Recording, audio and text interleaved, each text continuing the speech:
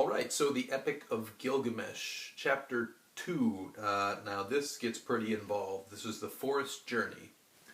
So at the beginning, Gilgamesh and Enkidu are, I guess it's been a while, because Enkidu has this big speech about how he's weary from idleness, and he's just upset, and Gilgamesh says, you know, I've fixed my eye on the far-off lands, and he's like, I'm going to make a name for myself in the land of cedars to the north, right? And I'm going to kill Humbaba, the giant, or something. They never really say exactly what Humbaba is, but his name means hugeness, and he's a great warrior, a battering ram, the watchman of the forest. So Gilgamesh gets this big idea, and Enkidu tries to talk him out of it, and then he goes and talks to all the people in Uruk, and they say, no, don't do it, you can't do it. And he's like, I'm going to do it.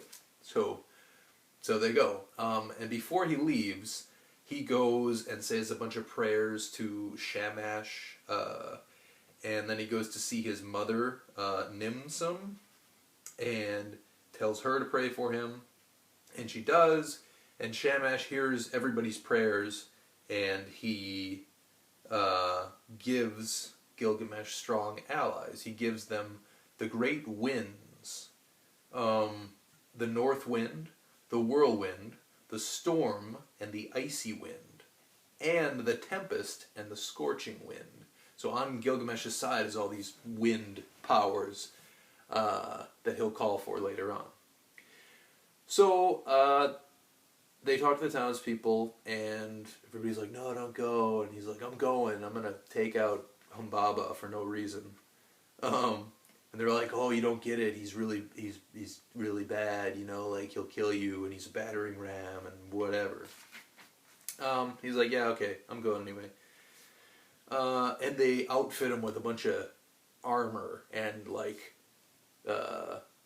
what is his axe, the Song of Heroes or something, and all the weapons, they say how much they weigh, and it's cool because they're really heavy and they can carry them and whatever. Yeah, the bow of Anshan, that's a good one. And so finally they're gonna go, and they're like, let Enkidu lead the way because he's seen Humbaba and he's wandered the forest paths before. So they go, and one last like pep talk from Gilgamesh to Enkidu. Enkidu's kind of like, let's not do it, but then they go and do it. And they travel really far and fast. It's like after 20 leagues, blah blah blah, 50 leagues they walked in one day. You know, a league. That's, yeah, accurate unit of measurement. Anyhow, they finally get to the forest and the mountain, and they're, you know, the cedars are big, and they're impressed, and they're worried. And Enkidu keeps, like, saying, oh, no, we shouldn't go, but they're going. So every time Enkidu says not to go, Gilgamesh gives him a little pep talk, and then he feels better. So together they went down into the forest. And there, Gilgamesh dug a well before the setting sun. He does this a lot, he digs a well, that's his thing. And he asks the mountain to give him a favorable dream. And it does. The mountain gives him a good dream. And each time he has a dream, especially the last two are like terrifying, and Enkidu's like, oh, it's a good sign, you know? It'll be no problem. That means that we're really good and whatever.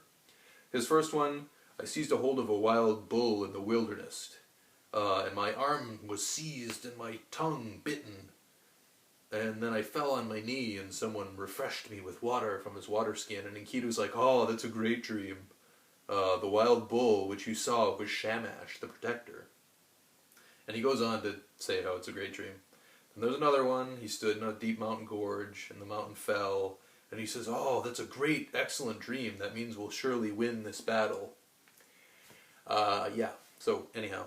And I should have mentioned, right to start the chapter, Gilgamesh has a dream, and Enkidu says, like, oh, good dream, whatever, I don't know. Eventually, they go right to the wall of cedars, and they cut one of them down. And from far off in the distance, they hear Humbaba yelling like, "Who's coming into my forest?" And that pisses him off, and he's, coming now. And again, Enkidu's like, "Oh, we should leave." Gilgamesh is like, "No, why? If I'm not supposed to do this, why do I think I should do this?" That's great reasoning. And right at that happens, right when Humbaba yells at them, like Gilgamesh falls asleep, and they never really explain it. And then, so the giant's coming, and Gilgamesh is asleep, and Enkidu's freaking out, and he's trying to wake him up, and then he does wake him up. He goes to sleep, and then he wakes him up. I don't know. And once he wakes up, he puts on the breastplate, the voices of heroes, and it weighed 30 shekels. Again, that's cool, because it's heavy or something. One more time, Enkidu tells them not, we should go and talk about this, and Gilgamesh says no. He makes a big speech. Anyway, they rally again. Finally, Humbaba comes out of the cedars, and they see him, and they're freaked out because he's huge and big. And Gilgamesh gets ready for battle, and everything's about to go down, and then he calls to Shamash, and Shamash unleashes all these winds on Humbaba. It's kind of a cheap move. Here comes Humbaba, and then all these winds come out of nowhere, like the icy wind and the north wind and the whirlwind and the storm and the icy wind, and they trap him. He can't move. And so while he's trapped, Gilgamesh starts cutting down trees, and each time he does, Humbaba yells. He's mad.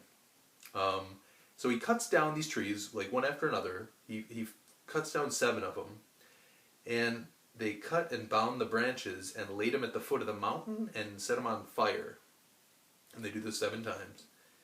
And so finally, I don't know, I guess each time they're progressing towards Humbaba, and finally after 7, it's like the boss. You've got to go through all the trees to get to Humbaba. And they get to him finally, and he's like, "You got to me." He slaps his thigh with scorn. And he's still bound up by these winds. Anyway, so they get to him, and they've got him. The battle's over. And he says, "Let me speak, Gilgamesh. I've never known a mother nor a father who reared me. I was born of the mountain." And, he's like, "I'm keeper of the forest, kinda. I'm just doing my job here. I don't know. But if you let me go, if you let me live, I'll cut all the trees down and I'll make a palace for you." That's his deal.